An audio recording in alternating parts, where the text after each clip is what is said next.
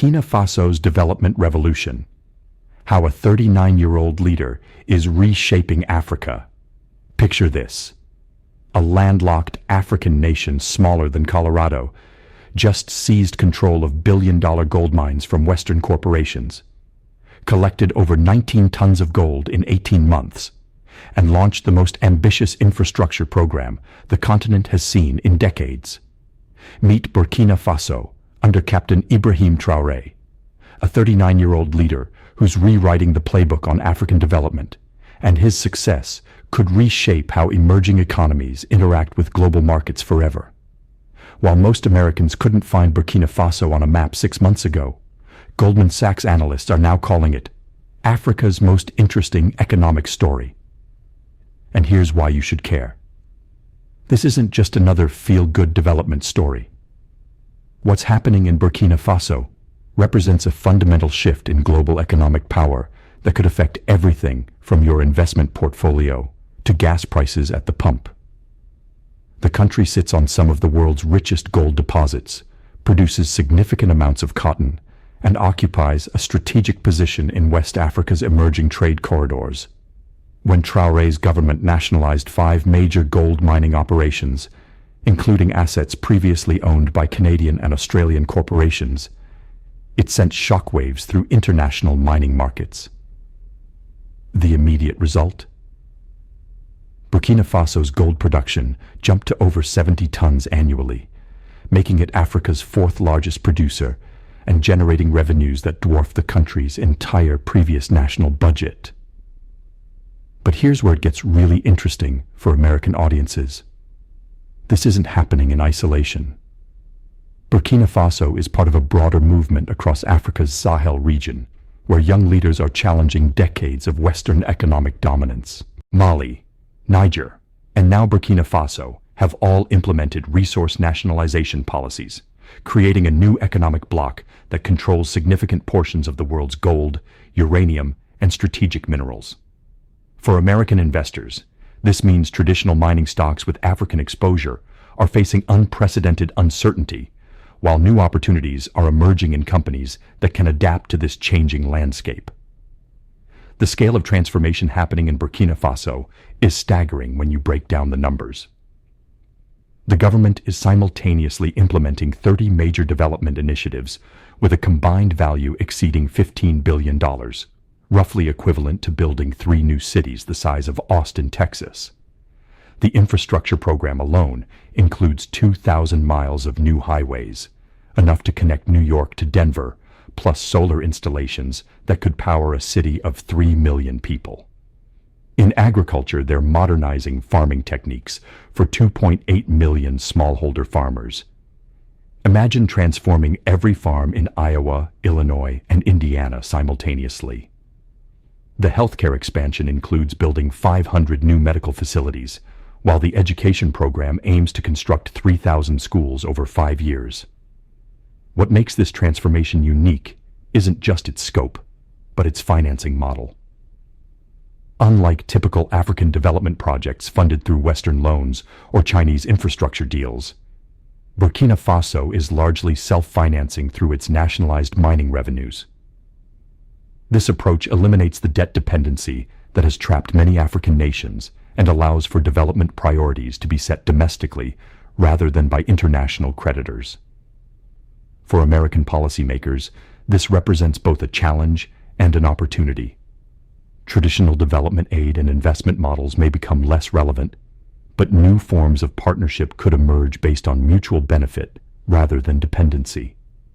The economic mathematics behind this transformation are compelling.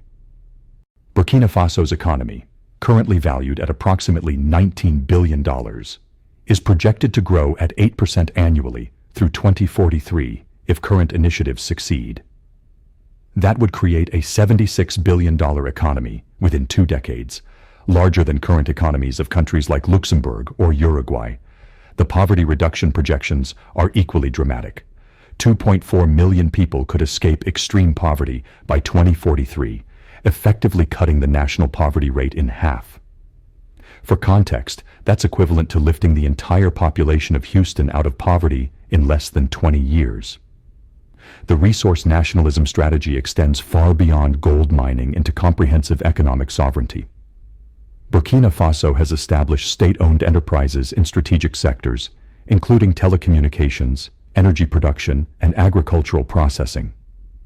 The national mining company, Sopamib, now controls assets worth an estimated $8 billion and employs over 15,000 people directly. Cotton processing facilities are being built to transform raw cotton into finished textiles, potentially capturing value-added processing that previously occurred in international markets. This vertical integration approach mirrors successful development models used by countries like South Korea and Singapore, but adapted for African conditions and resources. Infrastructure development forms the backbone of this economic transformation, with projects designed to position Burkina Faso as a regional hub for West African trade. The transportation network being built includes modern highways connecting to ports in Ghana, Côte d'Ivoire, and Togo, reducing shipping costs for landlocked regions across the Sahel.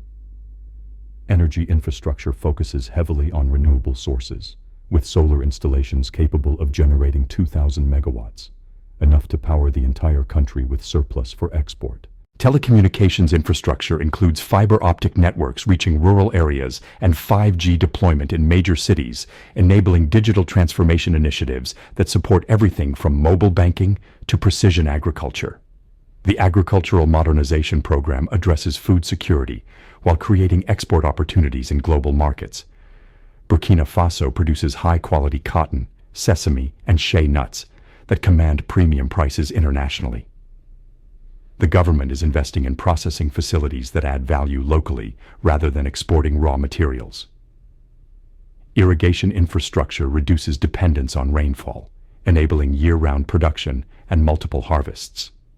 For American agricultural companies, this creates both competition and partnership opportunities, as Burkina Faso develops expertise in tropical agriculture techniques that could be valuable in similar climates globally. Healthcare and education investments reflect long-term human capital development strategies that economists recognize as essential for sustained growth. The universal healthcare program being implemented includes telemedicine capabilities connecting rural clinics with urban hospitals, similar to programs successful in rural American communities. Medical equipment procurement emphasizes locally maintainable technologies while building domestic technical capacity. Education reforms focus on science, technology, engineering, and mathematics, STEM, skills aligned with the country's development priorities, while technical vocational training programs prepare workers for modern manufacturing and service industries. Digital transformation initiatives position Burkina Faso to leapfrog traditional development stages by adopting cutting-edge technologies.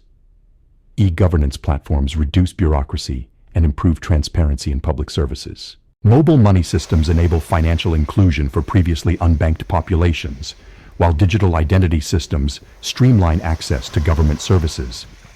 Technology parks and innovation incubators support local entrepreneurs developing solutions for African markets, potentially creating the next generation of global technology companies from unexpected locations.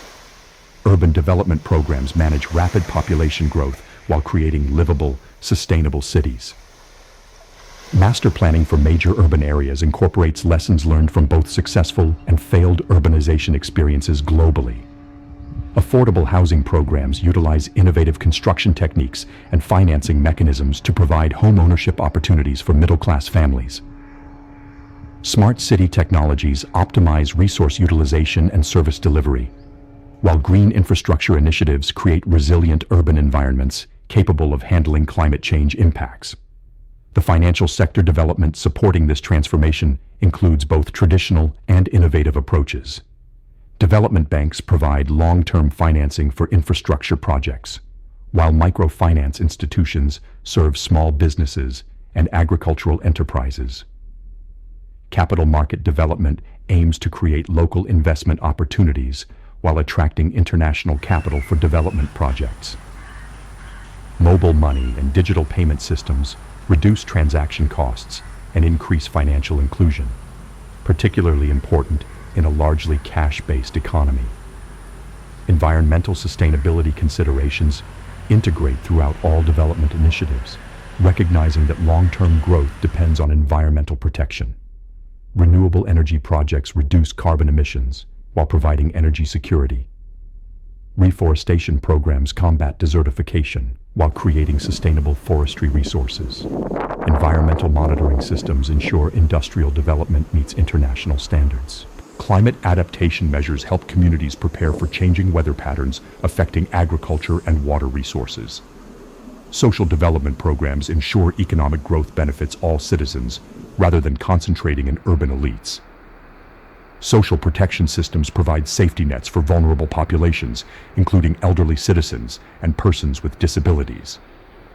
Youth development programs focus on skills training and entrepreneurship support for young people, who represent 60% of the population.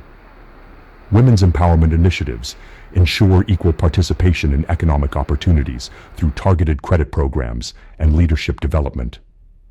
The geopolitical implications of Burkina Faso's transformation extend far beyond its borders.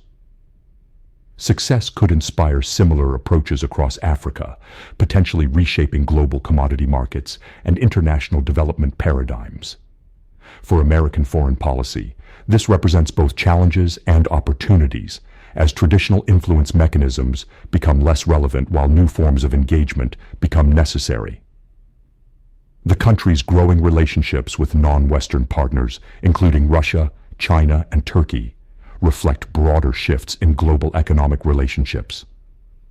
Regional integration efforts strengthen Burkina Faso's position within West African economic communities, while participating in continental initiatives like the African Continental Free Trade Agreement. Transportation corridors being developed connect landlocked Sahel regions with coastal ports, potentially creating new trade routes that bypass traditional channels. Currency discussions include potential adoption of regional monetary systems that could reduce dependence on Western financial institutions. Innovation and research development initiatives build local capacity for technological advancement and problem-solving relevant to African conditions. Agricultural research focuses on drought-resistant crops and sustainable farming techniques adapted to Sahel conditions. Mining technology development aims to maximize resource extraction while minimizing environmental impact. Renewable energy research explores solar and wind potential in one of the world's sunniest regions. Medical research addresses diseases prevalent in tropical climates while building pharmaceutical production capacity. The private sector development program recognizes business as crucial for employment creation and economic growth. Streamlined business registration processes encourage entrepreneurship and formal sector participation. Trade facilitation measures reduce costs and complexity of domestic and international commerce. Investment promotion activities attract both domestic and international capital to priority sectors, while ensuring national ownership requirements are met. Looking toward 2025 and beyond, Burkina Faso's development model offers lessons for both developing and developed economies. The emphasis on resource control, domestic capacity building, and strategic international partnerships reflects sophisticated economic thinking that could influence development approaches globally. For American businesses, this transformation creates both challenges to traditional operating models and opportunities for innovative partnerships based on mutual benefit rather than resource extraction. The monitoring and evaluation systems established for this comprehensive agenda demonstrate commitment to accountability and evidence-based policymaking. Regular assessment of project outcomes provides data for policy adjustments and resource allocation decisions. Community feedback mechanisms ensure development initiatives respond to actual needs and preferences of intended beneficiaries. International best practices are continuously studied and adapted to local conditions, while indigenous knowledge and traditional practices are integrated where appropriate. Whether Burkina Faso's ambitious transformation succeeds will depend on numerous factors, including political stability, international market conditions, and execution capacity.